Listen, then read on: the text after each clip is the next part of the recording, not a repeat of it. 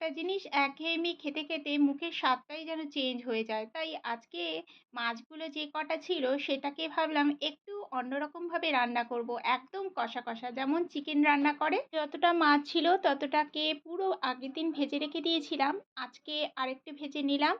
এবার ভাজা তেলের মধ্যেই একটু সর্ষের তেল দিয়ে গোটা জিরে ফোড়ন আর সর্ষের তেলের মধ্যে একটু শুকনো লঙ্কা ফোড়ন দিলে গন্ধটা বেশ ভালো আসে।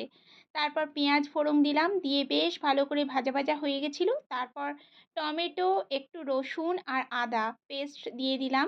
তার মধ্যে একটু কাঁচা লঙ্কাও কুচিয়ে দিয়েছিলাম পেঁয়াজের সঙ্গে। আর ঘরোয়া যা, যা মসলা জিরে গুঁড়ো, ধনে গুঁড়ো, লঙ্কা গুঁড়ো, হলুদ গুঁড়ো সব দিয়ে ভালো করে কষিয়ে তারপর অল্প একটু শুধু জল, একদম গা মাখা, গা মাখা থাকবে। আর মাছগুলো দিয়ে দিলাম। এবার মাছের সঙ্গে শুধু মশলাটা মাখিয়ে রান্নাটা করতে হবে আর উপর থেকে গরম মশলা দিয়ে ঢেকে দিলাম। এই রান্নাটা দুর্দান্ত খেতে হয়েছিল। অবশ্যই তোমরা একবার ট্রাই করো। রুই কাতলা মাছের মধ্যেও এরকমভাবে গা মাখা করে মশলা মাখিয়ে রান্না করলে দারুণ লাগে। রেসিপিটা কেমন লাগলো জানিও।